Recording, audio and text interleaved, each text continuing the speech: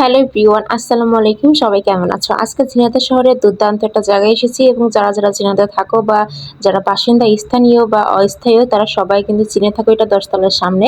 তো দেখো আজকে এত সুন্দর মজার খাবার খেতে আমি এসেছি।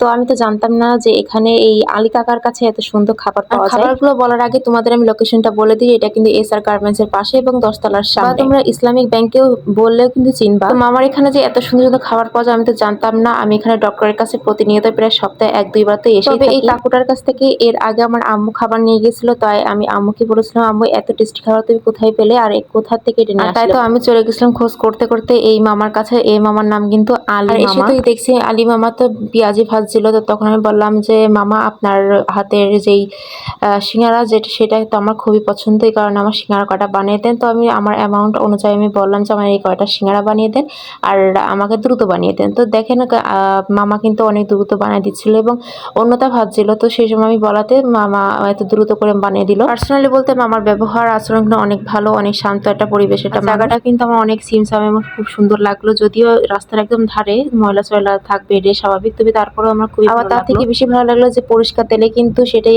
তিনি ভাজে এবং প্রতিনিয়ত কিন্তু সে তেলটা পরিষ্কার করে বা চেঞ্জ করে। তো দেখো এখানে কিন্তু অনেক খাবার পাওয়া যায়। এখানে ছোলা থেকে শুরু করে সালাদ, পেঁয়াজু, সিঙ্গারা, আরও বিভিন্ন ধরনের আইটেম। যদি আমি সবগুলো ট্রাই করিনি, তবে যেটা ট্রাই করেছি সেটাই তোমাদের বলছি, সেটা হলো সিঙ্গারা। তো সিঙ্গারা আমার কাছে কিন্তু অনেক ভালো লেগেছে। তোমার চাইলে কিন্তু এখানে আসতেই পারো। তো সবাই ভালো থাকবে, সুস্থ থাকবে এবং আমার জন্য দোয়া করবে। তো ইনশাআল্লাহ নতুন একটা নিউ ব্লগ নিয়ে চলে আসবো ইনশাআল্লাহ। হ্যাঁ, যারা আমার ভিডিওটি নতুন দেখছো তারা অবশ্যই লাইক, কমেন্ট, শেয়ার করে পাশে থাকবে, ঠিক আছে? আর হ্যাঁ, কে কে দেখছো আমার ঝিনাইদহ শহরের এই ভিডিওটা অবশ্যই তোমরা বলবা। আর এটা কিন্তু শিল্পকলা, ঠিক আছে? তোমরা হয়তো সবাই চিনবা যারা ঝিনাইদহের বাসিন্দা বা অস্থায়ী।